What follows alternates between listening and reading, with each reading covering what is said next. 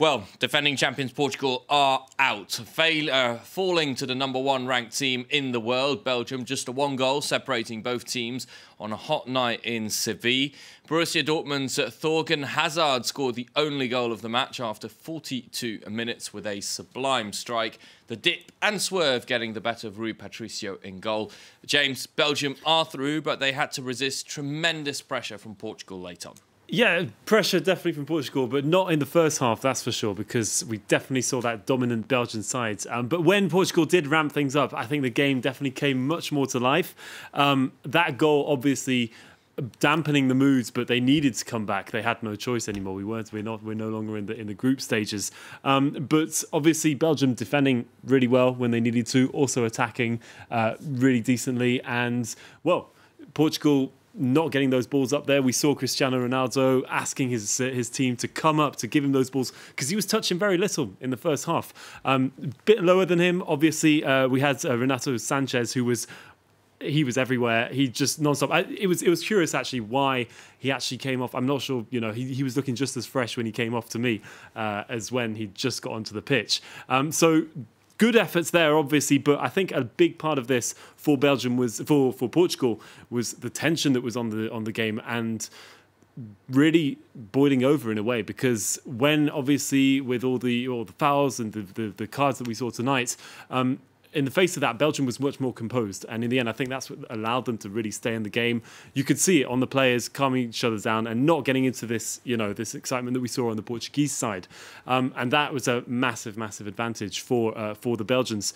Obviously, Portugal unlucky because, they could have, that post could have gone in. They hit the post through Rafael Guerreiro. There was a good header as well by Joao Felix. Another good strike by Ronaldo. But you're right, we saw a different side of this Belgian team. One that so far breezed through the group stages, I think it's safe to say. But tonight, really defensively strong. Yeah, and I think one of the sides that says a lot about Portugal tonight is that when De Bruyne came off, that should have made things theoretically easier for Portugal. Did it?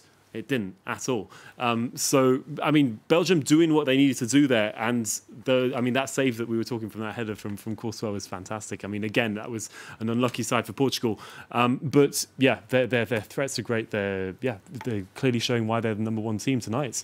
It's now Belgium-Italy in the quarterfinals, James. That promises to be an incredible match. Both teams had a 100% record in the group stages. Both teams struggled in their last 16. What are the expectations there? I think, well, both struggled, but Belgium tonight didn't need 94 minutes to find a goal against the defending champions. One thing that they didn't do, putting them at an advantage. And we talked, obviously, those goals from Vasina, from Chiesa. If anything, if Thorgan Hazard does anything like he did tonight, I think we're in for a great, great show, because that's going to be, I mean, this is two teams who are going to be battling it out, putting everything in. It's going to be great. But are Belgium going to have a full team at their disposal? Because Kevin De Bruyne went off injured. Exactly. We had Eden Hazard pulled up with what seems to be a hamstring injury. Yeah. So, does Roberto Martinez, he's not going to be able to stick with his initial team, is he? No, we don't know yet. I mean, obviously, how De Bruyne is doing. But one side, obviously, that is a worry for Belgium because of their defence, which I would say is an advantage that they have over Italy. Are they going to be losing that advantage now? We're going to have to see how the players are over the next few days. And finally, James, let's take let's talk about Portugal, Ronaldo. I suppose it's tough in a way because they got such a big team in the last 16 because of the third place finish rule, the new format of the Euros, of course, for the last 2 editions. Can we say they were perhaps a little bit victims of this format? Victims, but also, I mean, if there wasn't this format, would they have got through? With these 16 teams going through out of 24, I think tonight really showed where they were able to go through, and we saw how they did struggle in their earlier games.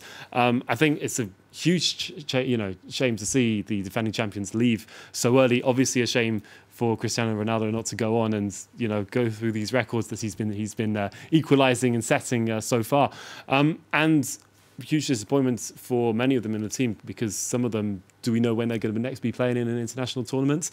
Some of them are aging, thinking, of course, about the star man there. But those are things that will be going through their mind. I don't know whether it's going through their minds right now, but it is a bitter night for Portugal for sure. Portugal certainly licking their wounds there. 24 shots on goal. Belgium had just 6, to put that in perspective.